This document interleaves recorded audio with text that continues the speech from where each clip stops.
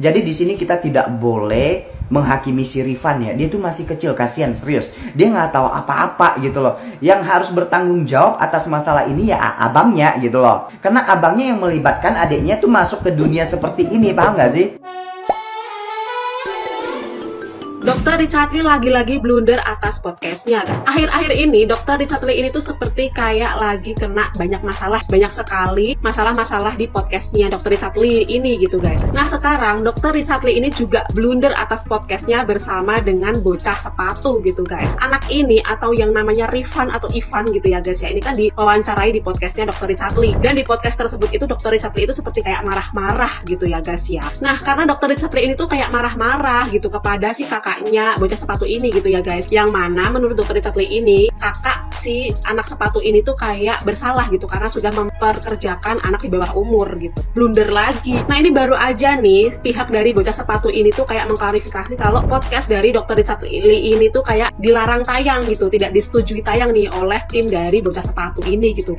Tapi katanya chatnya itu cuman kayak di-read doang atau cuman dibaca doang nih sama Dr. Richard Lee, dan akhirnya podcast itu tuh ditayangkan sampai viral sekarang guys. Akhirnya tim dari bocah sepatu ini tuh melakukan klarifikasi gitu ya guys. Baru aja anget-anget gitu ya. Tim dari bocah sepatu ini tuh menyebutkan kalau anak di konten bocah sepatu ini tuh cuman kayak menjadi konten kreator gitu, bukan menjadi pekerja tetap gitu, atau mungkin kayak pekerja 6 hari seminggu gitu ya, bukan, tapi konten kreator, konten kreator gitu kan. Nah disebutkan di podcast gitu kan, si anak bocah sepatu ini itu kan dikasih uang 100.000, itu tuh cuman kayak buat jajan gitu loh guys. Kalau misalnya ada uang lebih untuk anak bocah sepatu ini tuh dikasihkan ke mamanya. Nah lagi-lagi Dr. Richard Lee ini tuh mendapatkan masalah atas podcastnya gitu ya guys ya, lagi-lagi mendapatkan blunder di podcastnya gitu. Mending tutup aja kali ya dok ya podcastnya gitu, terus kembali ke review produk aja nih biar aman gitu. Gimana nih menurut kamu guys? Lanjut di kolom komentar ya.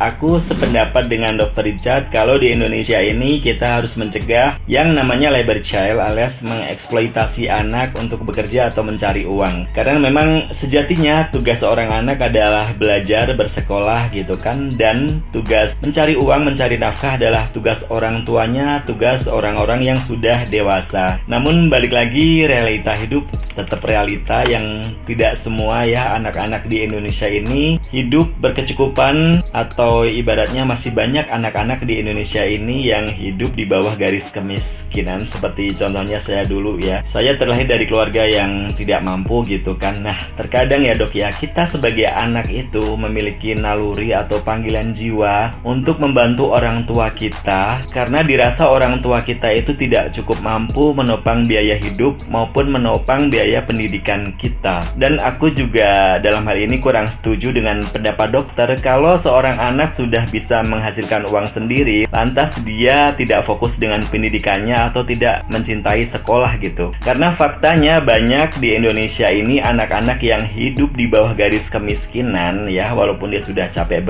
bekerja, mencari uang, membantu orang tuanya, pun dia tetap mencintai pendidikan, tetap melanjutkan sekolahnya. Karena justru dengan itu semua dia ingin meraih cita-cita yang tinggi, ingin ibaratnya hidup yang lebih baik gitu ya, tidak seperti orang tuanya. Kalau untuk kasus Rifan, aku persisnya kurang tahu sih apakah memang nih anak benar-benar sudah tidak fokus dengan sekolahnya ketika dia sudah menghasilkan uang. Namun menurut aku ya, ketika kita sebagai anak memiliki skill atau talenta yang bisa diberdayakan untuk menghasilkan uang dan membantu orang tua kita, itu sayang juga sih kalau skill atau talenta kita itu tidak diasah atau tidak diberdayakan dengan baik gitu loh. Namun balik lagi ya, bicara mencintai pendidikan atau tidak itu kembali ke orangnya, ke anaknya gitu ya. Karena faktanya banyak anak-anak yang terlahir dari keluarga yang berkecukupan, ketika dia malas sekolah ya banyak yang akhirnya DO atau ibaratnya putus sekolah gitu kan. Namun banyak juga anak-anak yang hidup di bawah garis kemiskinan, walaupun dia sudah capek bekerja, namun dia tetap mencintai pendidikan, melanjutkan sekolahnya gitu. Karena justru itu semua yang menjadi pemicu atau penyemangat untuk dia meraih cita-cita yang tinggi. Jadi menurut aku, mencintai pendidikan atau tidak, fokus atau tidak bersekolah, itu kembali ke pribadi anaknya atau orangnya gitu ya dok ya. Setelah saya menonton video dokter barusan, saya ingin meluruskan sedikit. Ada beberapa part yang saya setuju, ada beberapa part yang saya tidak setuju. Karena saya adalah salah satu contoh anak atau orang yang seperti Rifan dulunya, ya. Yang saya setuju apa? Yang saya setuju adalah dokter mengatakan kita tidak boleh mengeksploitasi anak. Sangat saya setuju banget. Tapi jika dokter bilang anak-anak tidak boleh bekerja karena memang ada peraturan pemerintahnya, karena ada larangan, ada kejahatan di situ, menurut saya memang betul ada peraturan dari pemerintah. Tapi faktanya, kita tidak bisa melupakan faktanya bahwasanya pemerintah tidak bisa menghadirkan lapangan pekerjaan untuk semua ayah-ayah atau orang-orang tua mereka. Jadi anak-anak ini dipaksa oleh keadaan untuk membantu perekonomian keluarga mereka, ya. Dan saya yakin banget kita tidak boleh tutup mata bahwasanya rata-rata orang yang sukses berhasil di masa dewasanya itu adalah anak-anak yang dulunya keras banget dalam menghadapi kehidupannya. Salah satunya mungkin bekerja waktu kecil, ya. Contoh, saya akan bahas tadi di versi saya. Saya tidak lulus SD, hanya sampai kelas 6 SD. Umur 11 tahun saya sudah jualan majalah di pasar, ikut tambal ban. Kemudian umur 14 tahun saya juga sudah ikut instalasi listrik, ya, ikut diajak orang PLN, tapi dia bisa terima orang rumahan juga saat tidak lagi di PLN. Jadi itu sedikit saja cerita dari saya, bahwasanya saat-saat itulah mental saya terbangun, saat-saat itulah pengalaman saya ada untuk memulai kehidupan saya yang lebih baik insya Allah di kedepannya, ya.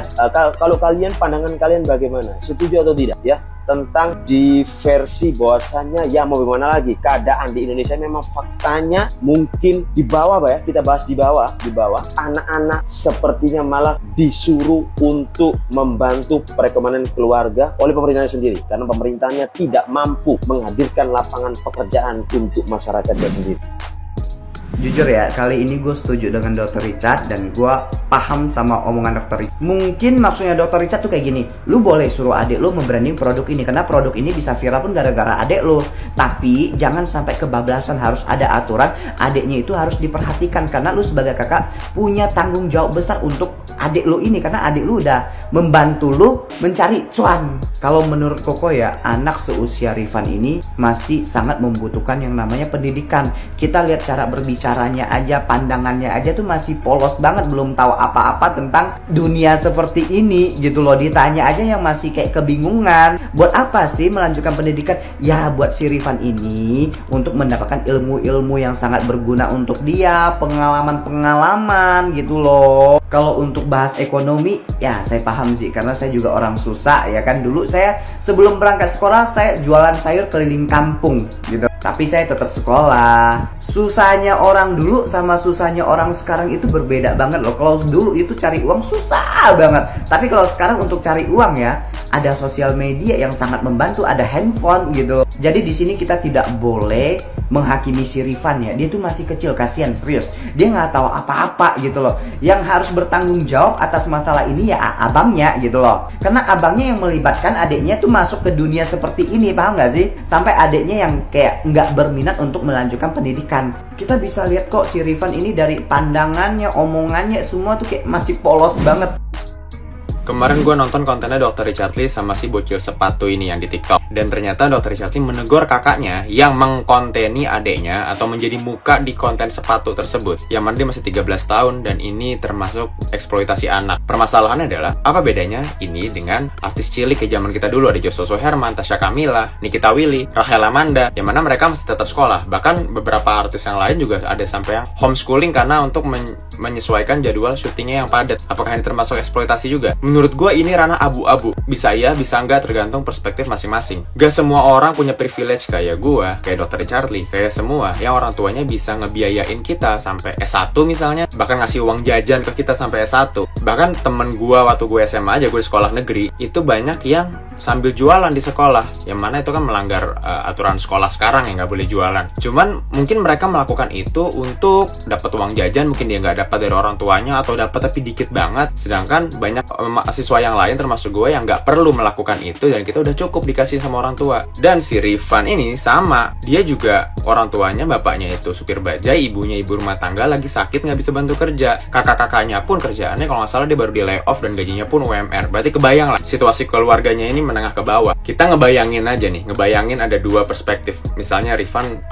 udah dia nggak lanjutin konten sepatunya lagi, dia full sekolah di SMP, terus dia ke SMA, terus mungkin dia kuliah, bisa kuliah, bisa enggak juga, tergantung keuangan. Let's say kuliah di kampus yang logikanya harusnya tidak di top tier gitu ya, karena kan hal itu membutuhkan biaya dan butuh, kalaupun pakai beasiswa butuh kecerdasan yang bagus banget gitu. Terus dia lulus kuliah, terus ngelamar kerja menjadi ya udah karyawan, ya nggak jauh seperti kakaknya menurut hayalan gue. Atau kedua, dia nerusin si konten sepatu ini, si pembuatan sepatu ini yang ada otaknya itu kakaknya dan temennya juga. Terus dia tetap sekolah, ya formalitasnya sekolah, tapi dia dari 13 tahun dia udah jadi pengusaha sepatu. Maka menurut gue 7 tahun, 8 tahun kemudian dia bakal lebih sukses di sisi ini daripada yang sisi satu. Menurut gue, nggak tahu menurut kalian gimana. Gue yang 27 tahun sama si Rifan ini yang 13 tahun, gue yakin ilmu pembuatan sepatu, ilmu untuk bikin sepatu itu pasti lebih pinter dia daripada gua. Intinya adalah menurut gua, ilmu itu nggak melulu tentang pendidikan formal. Kita nggak bisa mengeneralisasi bahwa umur segini sampai umur segini itu bagusnya ada